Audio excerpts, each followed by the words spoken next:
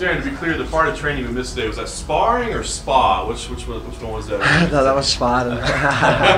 Okay. Listen, you made a big decision to come out here and spend a lot of time in Vegas. Give us an idea, man. How has it affected your preparation for this fight? I think I've just, with me being around my team 24 hours a day, that's what it's practically been like, and everything's in one, you know, at the UFC centre. So like, as I get older, as I have more fights, you know, I find recovery is a big part of fighting. I feel like we need to put in as much time as with the recovery as we do with training. So basically that was one of the big decisions. I wanted to be like, I train really hard, you see, so I wanted to train hard and then go down and recover my body with cryo, massages, ice baths, sauna, steam. So right now, you know, if it was in Liverpool, I'd finish training and I'd go off doing other things, you know. Now it's just 24 hours. I'm starting to get sick of it, to be totally honest with you. It's 24 hours. The fight can't come quick enough. It's like, I don't like saying stuff like this, but it's been 24 hours non-stop thinking about fighting. There hasn't been any other, you know, nothing else. I haven't gone the strip. I went the strip once. I haven't been going out. I've just been dedicating everything to this fight. Well, I wonder, because I mean, obviously it makes all the sense in the world to take advantage of this technology and everything that's available to you, but you also know what got you to the dance, right? You know what I'm saying? So was there any like concern on your part to change up routine and change up how you got here? Well, no, but this is the thing. A lot of guys, you know, as you said, I think sometimes they forget what got them to a certain position. That's why I've brought my coach and my team out, because it's sort of like, it's like Team Carbon back there now, you know. We have our set times where it's just us training up here. You know, it's the same routine as back home, just, you know, better facilities. The octagon's a lot bigger. We've got a ring, we've got bags, we've got a huge mat. We can manipulate the heat. It's better. It is better, but you know, my humble opinion is if you're a fighter, you're fighting for titles. You're a high level fighter. You see a lot of these guys switching up camps, switching up trainers. I haven't switched up anything since I've started in this game. There's actually more people. You know, we had two of the best jiu-jitsu players just coming along just to train with us. So there's been more, you know, people coming to the team. It hasn't just been Team Carbon. It's been a few guys in there. Can we come and train? Yeah, of course. Come along. Come and show us some stuff. I'm sure everybody here wants to know where the weight is right now and how that would compare to normal. What's the weight at right now? That's the only. It's shit. It's shit. It's fucking. I hate cutting weight. I hate making weight. I hate dieting. I'm gonna make this weight, so I can't wait to do that when I step on them scales. You know, I'm in that moment now where I just, you know, I don't want to train anymore. I don't want to eat good anymore. I just wish I had a hamburger in front of me, but you know, it's all sacrifices, and I made a mistake last time, and you know, I just can't wait to say fuck you to everyone who just keeps babbling on about weight and he didn't make weight. Fuck Till, fuck them. Darren, you've said a couple times now about important to stay with one camp and all that. And you know, fighter, I think a TJ Dillashaw guy that moved around and it really benefited him. Yeah. In your opinion, why is it important? Why does it work for you to stay at one place? I just believe you believe in your coaches as they believe in you. You know, it's like I just believe in my team. I believe in what they bring, and they believe in what I bring, and I believe in my coach. Yeah, you know, it's a big part. You know, if you're fighting for a guy, let's say for example Tyron Woodley or Stephen Thompson or someone else, you have to bring guys in to fit their style. But I'm not the type of guy to like go looking at, you know, for that style here or there. You know, it's all in Team Carbon. You know, if we can't get it to Team Carbon, when we'll just have to work something out, a solution out. It's not. It definitely did benefit guys like TJ, but I believe in my team. I believe in my coach. I believe in myself, and it works. You know, loyalty. Is there a level of trust that you have to have in a coach, like where now you know you trust your coaches because you've been with them for a while and maybe new ones you may not trust the same way? Yeah, to be honest, whatever my coach says goes. You know, lately I've been in a bad mood and he's been saying stuff, and he knows he's getting on my nerves, and you know, he knows the drill. I'm low on food. I'm just moody. I'm training hard. But whatever he says, I don't answer back. I keep my mouth closed, and I do everything he says. I never question what he tells me to do.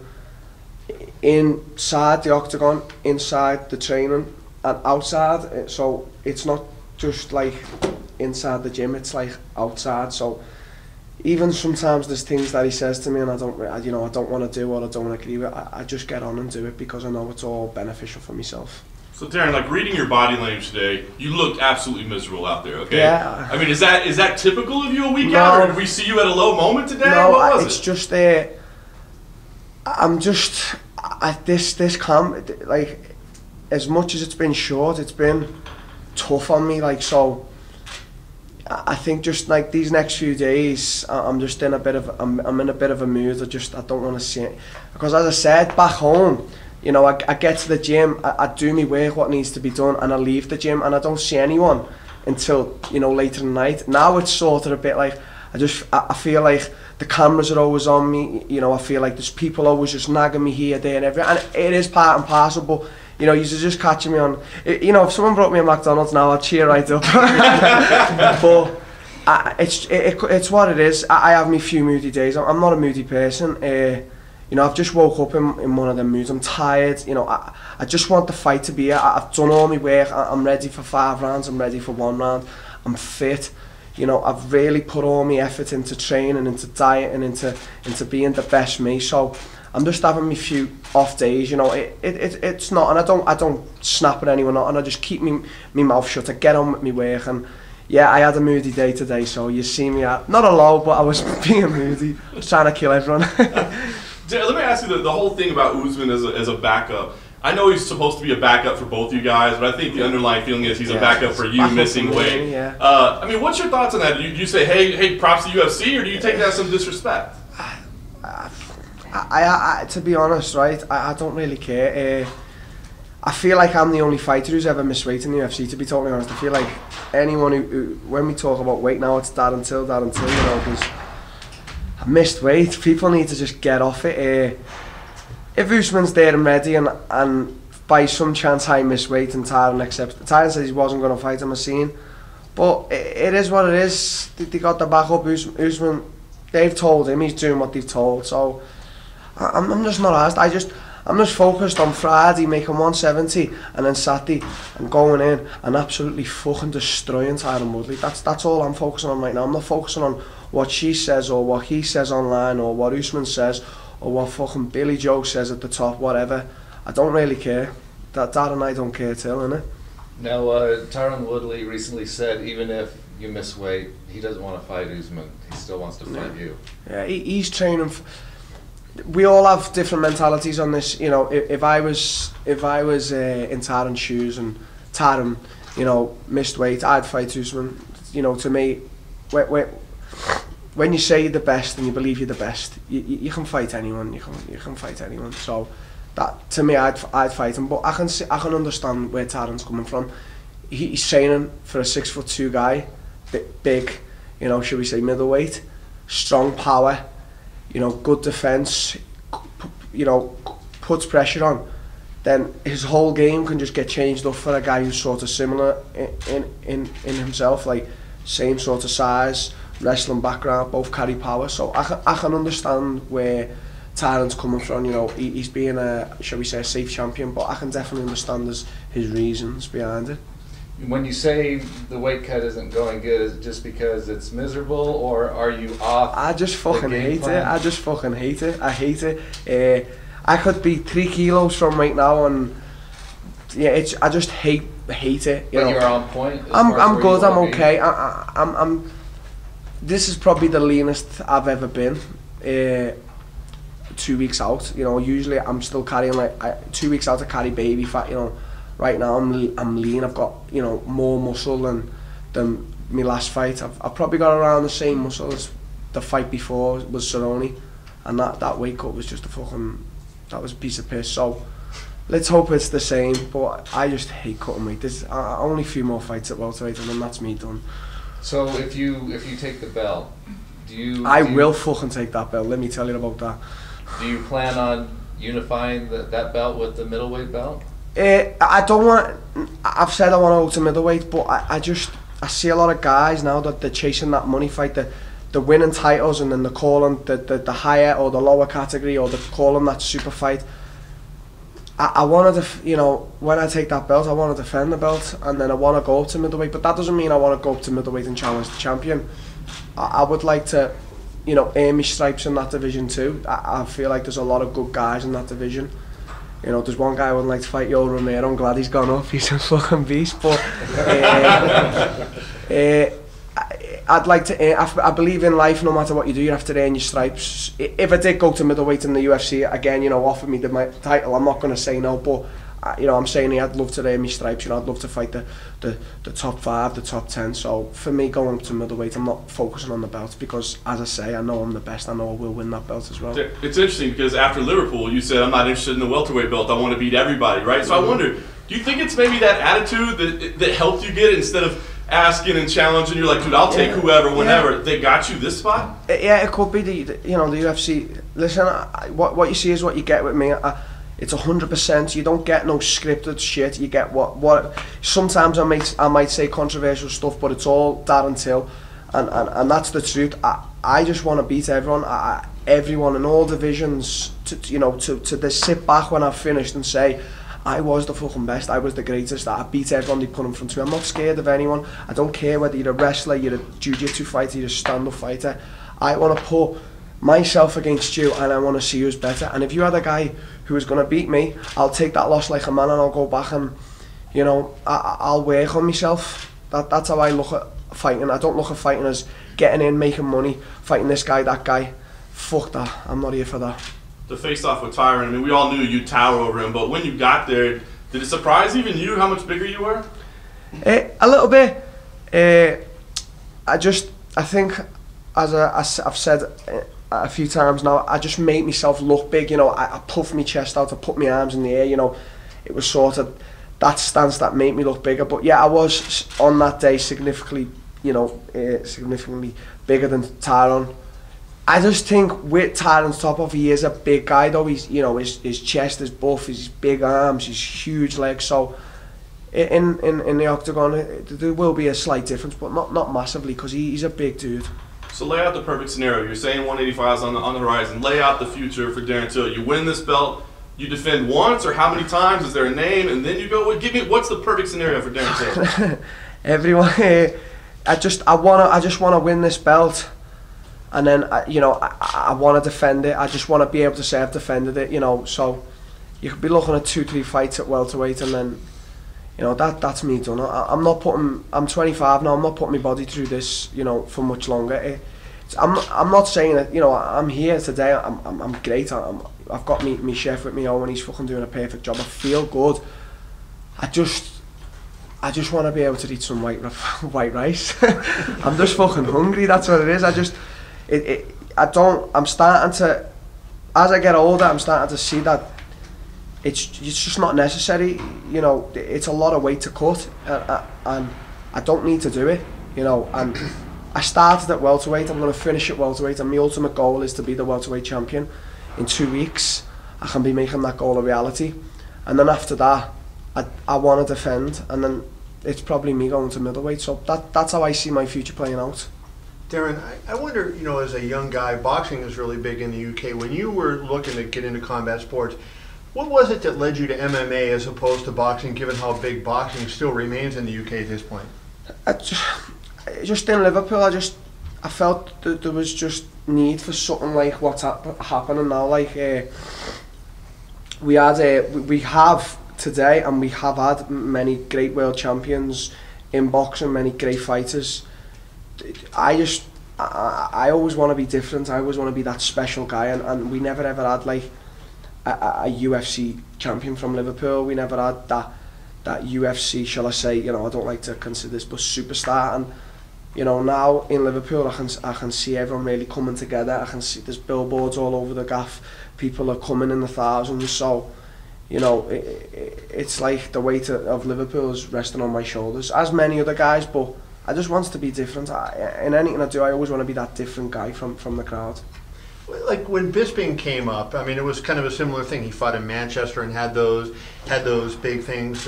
Is that kind of like, did you look at him and see any way that, hey, you took something from him, what he did? No, Bisping was on his own path. He was, you could definitely compare the two, but he was on his own path. He was doing what he was doing, and he came up to America.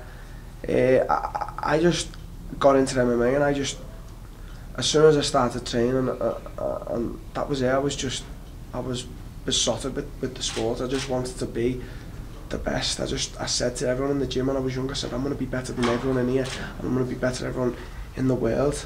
And some may not have believed it, some may have, but that's just the mentality I had. I didn't ever look to anyone for inspiration, or there was people who would do great things and you would admire them, but never. I don't want to ever be inspired by someone else. I want to inspire myself. And lastly, when you're in the gym, like you said, I want to be the best in the world. Was there a moment when you said, "Hey, I'm on the right path," where you beat somebody in the gym, or maybe in a specific fight, where you said to yourself, "Now I know that my dreams can come true"? Not really. I remember starting at the time when I started Team Carbon. There was like 7 present UFC fighters. Terry Etam, there was Paul Kelly, Paul Sass. There was so many. And on a daily basis, I remember they used to they'd submit me, they'd beat me up, they'd take me down, and I just used to think, one day I'm going to get every single one of yous back. I'm going to destroy all yous. I'm going to be the king of the gym. I'm going to be the king of England. I'm going to be the king of the world. I never ever thought I'm going to be on the right path. I just knew every day, just keep taking them punishments, keep getting beat up, keep getting, setbacks here, there, everywhere. Just keep moving forward, as a famous quote from the Rocky film. And that's all I'm going to keep doing, there's losses are going to come. There's not all positivity, there's negativity. As negative things happen, you've just got to keep going, and that's what I'm going to keep doing until I reach where I want to get. Let me just follow up on that, because confidence is such a huge thing at the highest level of sports, right? And so sometimes when people fail, maybe they question themselves, hey, am I good enough? You obviously, when you had failure, you used it to fuel you to get better. Did somebody help you with that, or was that just a natural thing that you had? It's just natural. I refused to be second best. I refused to be second to any man on this earth in what I'm doing, and I've never had a plan B, I've never had a plan C. It's always been plan A, to be the best at what I'm doing, and that is MMA. And it's just I can't really explain where it comes from. Just in my own mind, I don't know what goes on up there. I just believe totally that I am better than anyone at this. I just believe it. It's not fake or thingy belief. It's 100% what I believe, and if that's what I believe, that's what I believe. Darren, is there anything Tyron does that's better than you've seen before?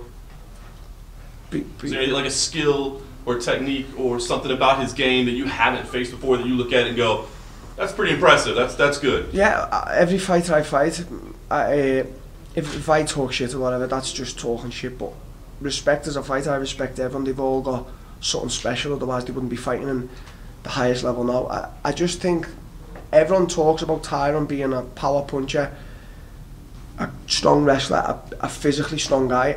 People forget the fact he's really intelligent. He's a very intelligent guy. He knows how to break fighters down. Like right now, I can guarantee he's watching with his coaches how to break me down, how to beat me. That's his skill, that's his best attribute.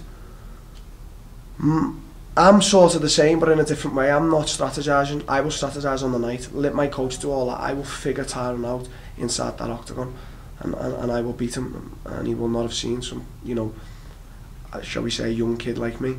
But that's Tyron's best attribute. He's a very intelligent man.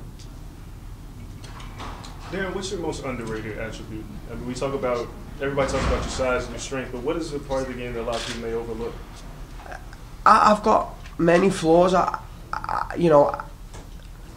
feel like after this fight, I want to really work on the art swab. Like, I want to really work on jiu-jitsu. It's not that it's a bad thing in my game. Like, I'm good off my back, and I can get back to my feet. I've got a few sweeps, a few submissions, but that is something. I look at some guys. We had Andre Galvão in last week, and I just look at how they move and how they are on the ground, and it inspires me a little bit, like, to be like them. I look and I think, I need to work on that.